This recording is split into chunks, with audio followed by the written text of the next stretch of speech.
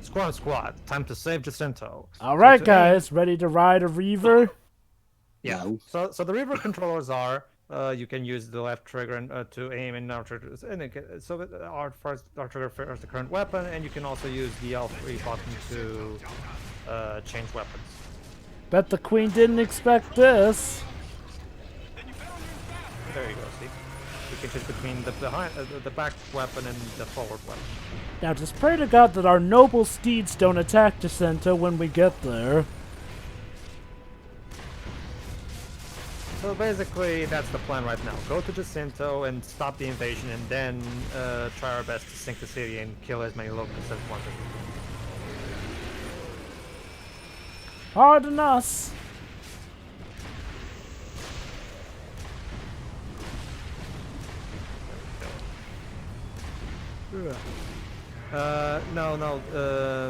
But yeah, that's actually what I'm asking. I'm actually wondering if who the hell is running Gears Tactics. I hope it's not Tim Bissell again.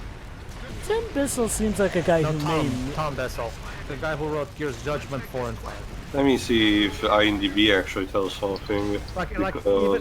Even in Judgment, where he had Cole and Baird, like even in those, even with that, he couldn't make any cool banter like in these games.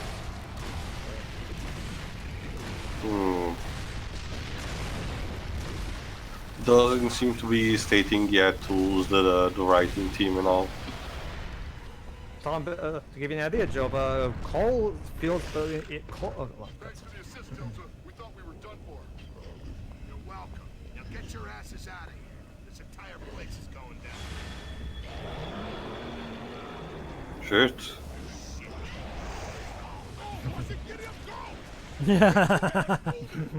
Yeah, exactly my point. You see, Jova, you will never see Cole or something like that in Gears Judgment, because in Gears Judgment it's like Cole was hit with a horse tranquilizer. Oh, but Pedro, don't forget it. It's a prequel, so it's before Cole acted that way. Well, I will give him credit that he does act more like himself in 4 and 5, especially 5. Kudos to that, I guess. The problem is that he's barely in those games.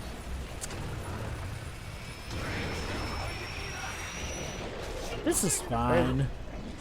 So yeah, shoot him in his mouth.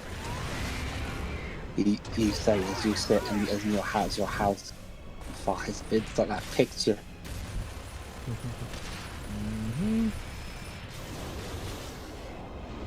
Take that, bitch. Now get out the way. Well, I said take that. Oh yeah, basically when he starts shooting at you, shoot the gun itself. The gunner will retreat back inside.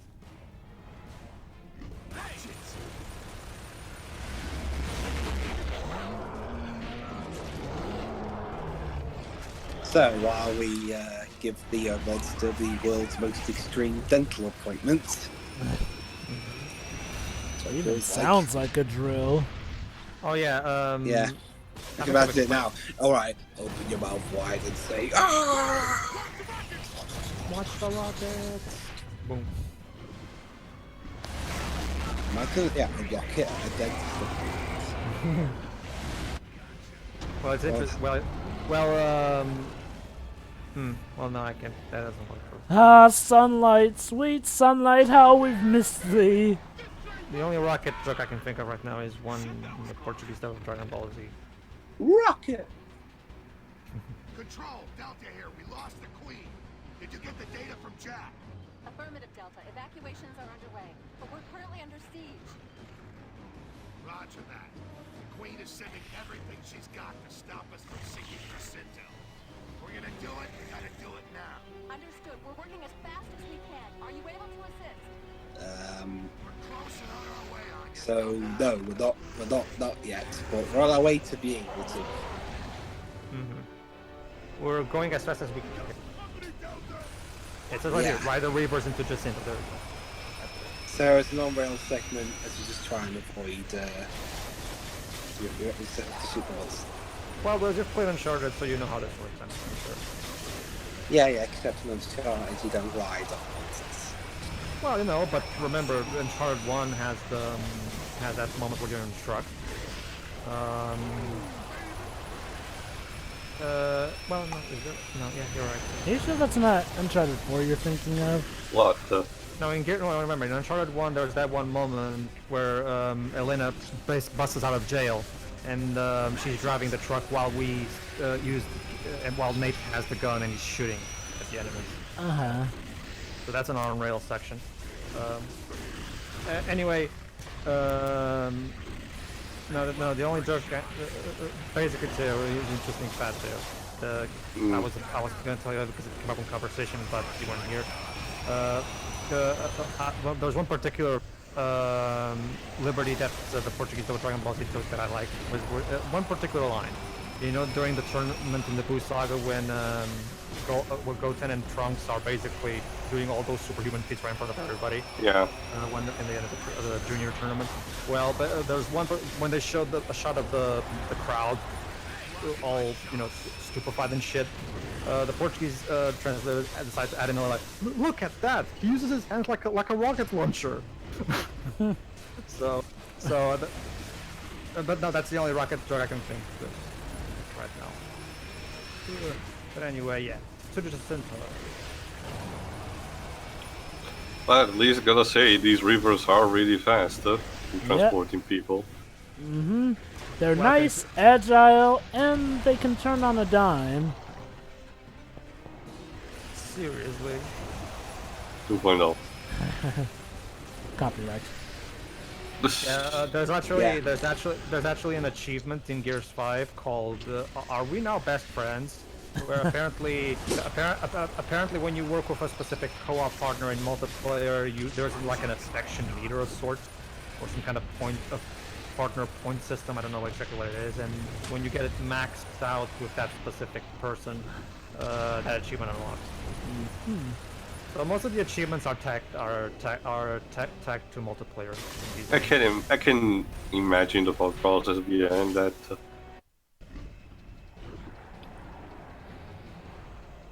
All right, should be smooth sailing from here, right? Oh no! Oh, it's you again. Oh great, we got the crustacean.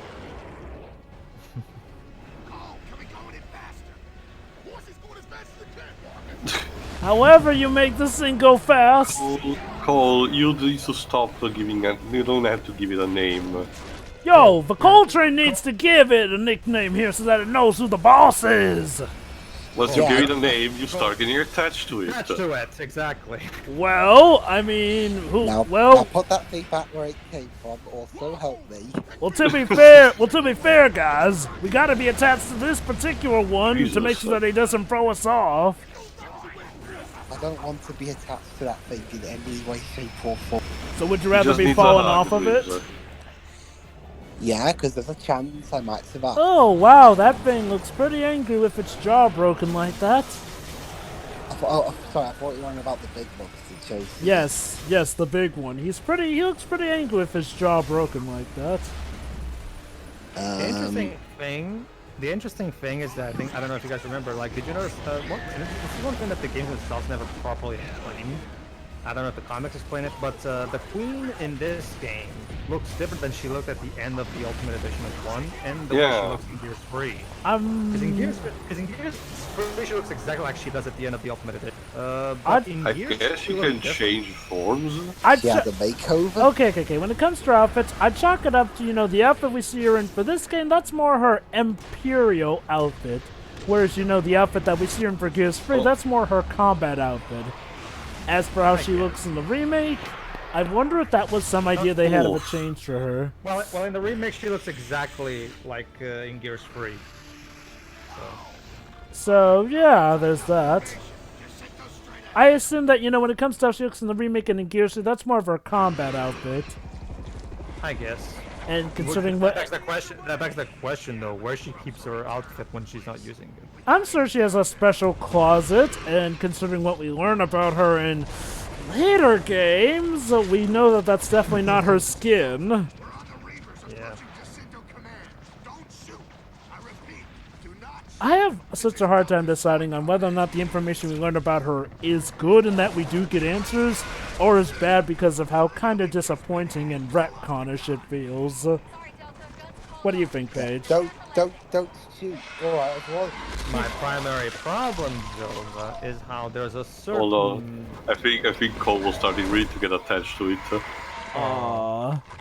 You see, Cole, this is why you shouldn't name things. Aw, good boy. Be free, Goodbye. horsey. Be free. Marcus, and then off screen the monster was shot down. Dang Possible. it. It's like in the ASDF movie. Shoot it down.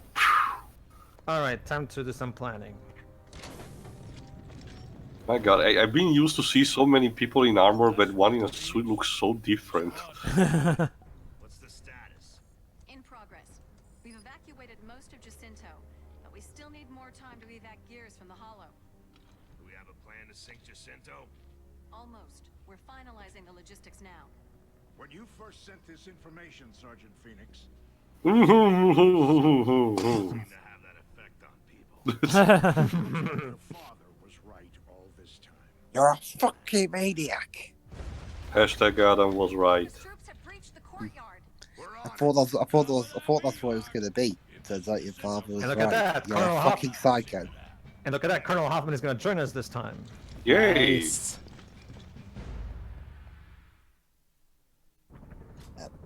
Permission to say it's been an honor, sir, in case one of us die. Well, first you have to get past the loading screen anyway. Aftermath, desperate stand. Exactly. Not our Implying that we weren't desperate before. Well, at least it's not our last stand. I think they're talking more about the Locust. The Locusts are the ones who are the most desperate, like we've already established it. So that was the big twist, the fact that the Well, Locusts you are might- surprisingly more desperate than we are. It's actually an Well, interesting humanity mirror is in a stuff. dire condition, so It's actually an it's the interesting mirror. Avatar even. I think it's an interesting metaphorical mirror such. Humanity is desperate, but the Locusts are potentially even more desperate in a sense. It's interesting how stuff works out that way. Actually, that should be Gear 6's subtitle. Gear 6, Desperate Times. Oh, that would be a perfect allegory for the state of the franchise. Actually, considering the way Gears 5 ends, that wouldn't be an inappropriate title, no. Actually, I mean, yeah. but remember, the worst subtitle that a video game can have these days is Revelations, usually. Well, Because actually, it reeks laziness. So many titles have used Well, it I right mean, now. in terms of titles that seem to be cursed, the final Command and Conquer game was called Tiberian Twilight. Revelations is to games what Resurrection is to movies. 'Cause Honestly- because back in the day, there were a lot of movies that were subtitled Resurrection. What about Annihilation? We're not as Alien now. common. Resurrection tends to be like the There was Alien, intern stuff. I mean, there was that- Alien those Resurrection, there was Halloween Resurrection. Those Mortal Kombat Annihilation. That's like one, though. Yeah, but it's a pretty infamous example. No, Dweebs, we're talking more like overused. Overused subtitles. Like, Yeah. I was Resurrection. going to more so. Sometimes a word can be really, really cursed. I mean, both Prince of Persia and Assassin's Creed use the Revelation subtitles. How fucked up is that? Well, both In case you didn't Ubisoft. know, Prince of Persia Revelation was one of the PSP ports of the original trilogy. They got only one for Warrior Within and one for, the third one. I might have link for the title right now. Prince of Persia, Warrior The two Within, trolls, there you Revelation. go. Anyway, going back to what I was talking about, To answer a question, Jova? yeah. I just wish one particular person who's involved in that whole debacle, the one, who never spoke of the matter, would have actually, spoken of the matter, what exactly happened between 3 and 4. Before it was but too whatever. late. We technically do get those answers, but at that point, we go through quite the plot to get to it. But, I'll be quite honest, I have no idea what they have in plan for Gears of War 6, considering how Gears of War 5 ends. Honestly, at this point, they might as well they're probably going to try and do a Gears free thing where they're just going to have this big climatic finale and blah blah blah. The and problem whatever. is that, whereas with Gears of 3, it definitely felt like we built up to and earned it. With Gears of 6, it feels like it would have to be something that just comes the blip out of nowhere, considering how conclusive Gears of War 5 feels. Gears of War No, 5 doesn't I- feel no, conclusive, it I- ends with I- a cliffhanger. Well, I mean, yeah, okay, it's technically a cliffhanger, but come on, like, it doesn't feel like Guys, that. Hold on, Leaves. It doesn't feel like that essential of a cliffhanger, if you know what I mean. Like, well, I mean, for all intents and purposes, a lot of stuff pretty much gets solved in Gears of War 5. Whereas, yeah, there's... True, but there's the fact that there's think it's- still the Locust to destroy. You know? Yeah, but I think I figured it out, actually. I think the problem is that, honestly, at this Hold on, point... let's go ahead. Figured it out. Gears of War 6.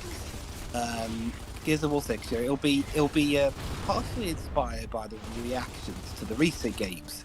So it'll start off with all these characters, one on screen right now, getting killed off screen because the developers are getting sick of people comparing the new ones to the old ones. Way to alienate the fans. And then, no, I'm not done. It'll carry on, and it'll turn out that the Locusts weren't really Locusts at all. They were just they were allegories of what they considered the butthurt, angry fanboys of these games. Dwibs, I'm not gonna spoil for you, but you're in for a treat in that regard with Gears of War 4 and 5. And to top it all off at the end, the twist will be that, those guys that were, these characters that were killed unceremoniously at the beginning of Gear 6, turns out they weren't even real. They were just freaking hard holograms. That's And all their backstories were just hallucinations by the new cast who had it surgically implanted into their brain so that they'd have quote-unquote heroes to look up to, i.e. what the original ending for Terminator Salvation was going to be. This is starting to sound like a bad comic book plot. Sorry, too. And it ends with the new characters just standing up on the plinth saying, "We're the new guns now." Fade to black. Jesus, I mean, it's different, but holy cow, what a train wreck. Be sure to send your script to the coalition. Maybe Tom will attack. I want if he takes any part of it, I want £15,000. Like, it's just like, I mean, okay, Gears of War 5 felt like such a weird installment. Not just for it being bad, but it felt like something that, yeah, technically gave a cliffhanger, but that texture flickering. Oh, that's bad. Well, to be fair, old Tekken now, here and there, but yeah. Gears of War 5 felt like that kind of game where, yeah, it's technically a cliffhanger, but you gotta wonder if it's just something saying the war will never end or whatnot, because, well, we were supposed to be done with the Locust in Gears of War 3, but if we're still doing with them now, oh, is there ever going to be an actual end to it? As long as people want sequels, I guess not. That's the thing, though. I can imagine the dialogue now. That I have just uncovered a new secret about the Locusts. Let me put it like this, though. Yes, people wanted sequels to Gears of War, but they didn't necessarily want it with the Locusts all over again. Like, I didn't want sequels. I wanted prequels, to be honest. I can see it. As I was saying, I can see it now. I found out a grave secret about the Locusts. I mean, they were never invaders. Okay, Even sequels though or they prequels. They were relics of an ancient past human civilization. I mean, rebelled against their masters for what they perceived to be change for the sake of change that angered them so. Okay, Pedro, like, I mean, prequels or sequels. What I mean is, like, well, fans wanted more installments. More games, I'm what, Pedro? Dwebs' Gears of War fanfiction aside, I mean, while I'm not a fan, while I wouldn't call myself a fan of the original trilogy, I do enjoy it, and so I can tell you, if they announced a prequel trilogy covering the Pendulum Wars, I would be interested in that. Those could have worked. I mean, I want to get that comic book backstory through games. So Pedro, you will get your Marcus wasn't his real name plot twist in the prequels and like it. Oh God. Well, okay. Honestly, I wouldn't even see the point of that. Hey, if Solo could do it and not many people threw her off, why can't this? Well, which is the thing. Nobody really saw Solo. But I did, and I didn't really cared about that. It was a stupid retcon that really did not need any presence here, as much as I'm trying to make the dice mean something, but they never meant something in the original trilogy. To answer your earlier question, though, Dwebs, don't worry, this is not a spoiler. The game it technically doesn't happen. Basically, there's two moments. One in Gears 4 where they try to make you hold it that maybe Marcus will die, but turns out he doesn't. And they do the same thing for Cole in Gears 5. Got it. We're on our way. Okay. Well, Anyway. well, no. I'll say that would be for Gear 6. They die unceremoniously. It'd be like so. Okay. I won't go so far as to say they'll die off screen. I still have my standards to uphold here. But they'll probably die by being ambushed from behind at their base by Locusts who are disguised as their commanding officers. I think part of the reason I'm so uncertain about if we'll get a Gears of War 6 is because Gears of War 5 got such a bad reception and is doing so bad that you gotta wonder if Microsoft's gonna... It is important to note that the critics did like it a lot. They gave him an 80. It's got like an 84 on Metacritic. That said, though, critics do not always fans didn't influence like it, the future of it, though. I mean, a game's gotta sell well, otherwise a company might look into canceling or putting the series on hiatus. It is also worth noting that what the critics reviewed was the campaign, not the multiplayer. So that's because the campaign is the most stable part of the game. The multiplayer is broken as all hell. And that is a pretty bad thing to do when your multiplayer is broken. I'm actually curious right now, Dubs. What would be more egregious to you? An off-screen death or a character who's an asshole, disappears for about like 3 hours of story time, and then shows up again, and turns out he's been away with this other main character, and turns out this guy's not as bad as we thought. It even says his niceness is rubbing out on me, and suddenly he's the nicer guy now for no reason. I mean, at least he's still alive. Honestly, I think death is still worse. I can see the reasoning there, because with off-screen deaths, you can get robbed of a pretty... Unless your setting involves cheap sorry. With off-screen deaths, you can get robbed of a pretty awesome character, just because of an off-screen death. Now, Unless, Now, okay, I mean, like in cases where, the actors did not want to return, okay, fine, that's kind of understandable. But when it's done in places where you have control over that kind of stuff, off-screen deaths can be so lame. Unless your property, the media in question, has ways of cheap resurrection, a death of a character is an important thing that happens. You're essentially telling that you don't have any more stories to tell. The function of that character is over in that kind of sense. Depending on how you execute it and how relevant the character was in relation to the story or to the other characters, it can even come off of a character being used as a tool, other than, just being a character finishing his or her own arc. Holy shit! Two! But that's one thing that the Delta Squad will start expecting. A double Bromac. Okay, here's what we do. We get on the back of one of those Bromacs and commandeer them. Later, Jova, not now. So is that the gimmick of his game? To steal the vehicles from the Locust and ride the hell with them? Steal them and take the car keys. Let's just say, Tail, the climax of this game will do what Final Fantasy 13 should have done with that robot vehicle thing. The Dreadnought section. Yeah. Not have it. No, actually have it and actually make it awesome. Here's how it the works. Section in Final Fantasy 13 is a nice little, change of pace, but it lasts like a minute. Basically, and it's never done again. For context, Ribs, there's... Hold Oh. So what's our status? We have a plan, but it's not gonna be easy. When's it ever easy? Oh god, another bloody underground cave. Well, Dwebs, that's Gotta where the do Locust some live. spelunking. We learned in the first game that they have an entire cave system all over the planet. But we literally just did that earlier in the game. Well, Don't worry, Ribs, we're not gonna go back in there if that's your By fear. someone, you mean us. Baird, Cole, I want you two to assist with the Lightmass bomb. Dom, looks like we're heading back underground.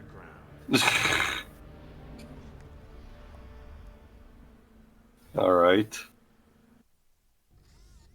basically we're going to place the bomb, and eventually we'll. Aftermath, free parking. But yeah, basically everybody. Again, like considering I don't play the multiplayer, I don't have proper experience, so I can't properly explain to you this kind of shit. If you're curious, fortunately I've found YouTubers who explain it very well. So here's a YouTuber that you guys can go. Everybody is GGZ. or like on the URL it says Video Fletcher, but basically GGZII or 2 for Roman numeral if it helps you. This guy is basically a big Gears fan all the way back to 2006, and he covers all of the Coalition development streams, because the Coalition has regular streams where 2 developers from the studio answer fan questions and shit, you know. And he follows all the updates and he covers all of them, and he talks about why this is bad, why this is good, why this is whatever, and he does a really good job with his videos explaining the problems. So basically, if you need some more proper, specific information of what's wrong with the Gears 5 multiplayer, I would suggest this channel. As for the bullet points list, broken online, unbalanced weapon systems here and there, glitches up the wazoo, Yes. poppin', and the graphical stuff is bad. Now you may say graphics are just cosmetic, not in a shooter. When you mess up with the graphics, that messes up with your concentration on certain stuff here and there. Like, it has got to... If you want, that said, this guy that I just told you, like if you want like the nitty-gritty of it, like all the specifics, like down to the very minute detail, yeah, this is the guy you go to. If you want, as Joe would put it, a bullet point version, but that's like more short, go to Shepherd Gaming's channel. Shepherd Gaming. He has a lot of videos detailing the problems with the Gears 5 multiplayer as well. Both are very enlightening and entertaining, so I recommend if you have the time, give both a look. Shepherd Game is good for a casual watch, and you just sit down and watch it. He's informative enough so that you'll know the basic gist of it. But the other channel that I mentioned before, he's the one that goes all the way into the minute detail. Why does he call his channel GGCII? Does it stand for something? I don't know. I guess it's potentially his gamer tag. Most likely. It stands for GGZ. Maybe it is an acronym for something. Remember, Joe, it's not too different from a graffiti signature. Let's get to the rear gate of the complex. That'll lead us to the sinkhole. Those flamethrowers are gonna be a bit of a problem, though. That's okay, but remember, what the cool thing about the Locust, the fire, sorry, flamethrower, is that if you hit the flamethrower with a bullet, it will start leaking and explode, killing the Locust in the process. Nice. I got an idea, guys. What, break out the butter? We're gonna make toast? No, we'll just throw water all over. Sorry, what? Throw water all over it. Oh, water, okay. That doesn't work against flamethrowers, I'm afraid. Dwebs, we're fighting the Locust, not the Wicked Witch. You probably have been spoiled by... Oh, Jesus Christ. Ooh! It would serve as more of a distraction. We throw water over it, and then he'll try and get his flamethrower working, but he can't because it's soaked right through, and then we'll kill him. But no, that's the thing, Dwebs.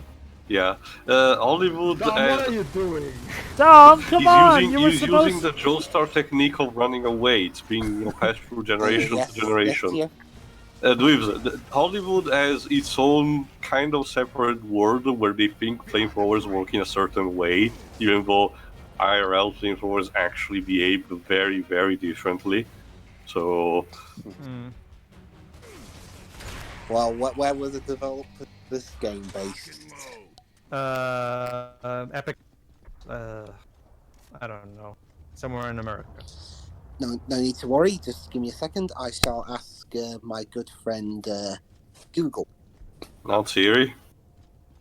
Well, I can't use Siri at the minute because I'm talking to you guys through the phone. Okay. Okay. Let's activate it then. Where are Epic Games? Oh, sorry. Where are Epic Games based? Cary, North Carolina. Alright then. So it's not Hollywood then. Maybe they were based in Hollywood during the making of this game. I think they've been. Well, in general, Joe, it's not something like this game did. In general, it's like a common stable of using the Hollywood format. It's funny how Epic Games would go from being a studio that people love to being a studio who are responsible for a less than savory gaming front. Although, they did make Unreal Engine 4. And also, to be fair, Joe, in terms of shitty fan bases, is that really their fault? What?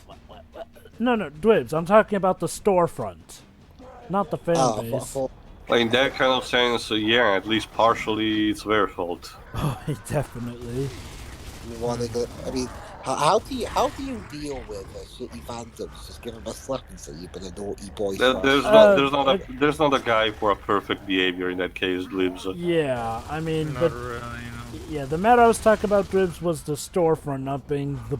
Well, okay, that storefront has a lot of problems, which you probably have seen in the news here and there. Or knows if you're a fan of Shenmue, you're probably familiar with those issues. No, I'm talking in general. Like, anyone who's a fan of Shenmue probably has heard about certain issues with the Epic Games Store. I'm actually not familiar with. Basically, with that, Pedro, you remember how Shenmue 3 was supposed to come to PS3 and I know that I know. What I'm talking about is why people hate the Epic Game Store so much. That's what I'm not familiar with. I haven't actually. It has in order to market itself, it usually tends to be very aggressive. It out of nowhere, announces that titles that did not stated, their release on a platform will now suddenly have an exclusivity deal for the PC version. At best, mind you, some of them are outright becoming new full exclusive for their storefront. And people in general, similar with Origin for EA and Ubiplay for Ubisoft, don't really like have to create multiple accounts for different clients. It's also a matter of, their subscription service not being the best. Also, apparently their interface hasn't been great from the get-go, and they never improved it until this point. The only thing I really use the Epic Game Store for is using Unreal Engine 4. Other than that, I do not really use that for buying games. It is not very user-friendly. The problem is that... I can understand the idea of, trying to secure exclusives for your platform, because that's what's going to. The problem is the behavior, more hostile than anything, and when people actually don't like that, their reaction goes from shrug to whining. Because remember, Teo, if Steam has no competition, at all, what's stopping them from doing sales? Competition is good for us. So that is sort of the problem, though. It's like they become a monkey's paw. It's like, well, when people did want some. Well, to be honest, for PC, Pedro, there was a competition for Steam piracy. So... Well, yeah, that's the thing. Though. Let me put it like this, though. I mean, their means of trying to put up competition have not exactly worked out the best in getting people to like them, though. In the sense where, okay, yeah, the problem is the storefront isn't really that good, and I could go on, but we'd be here all night if we went into why people don't really care for it. Anyway, everybody, see you for the next part. See ya. See ya.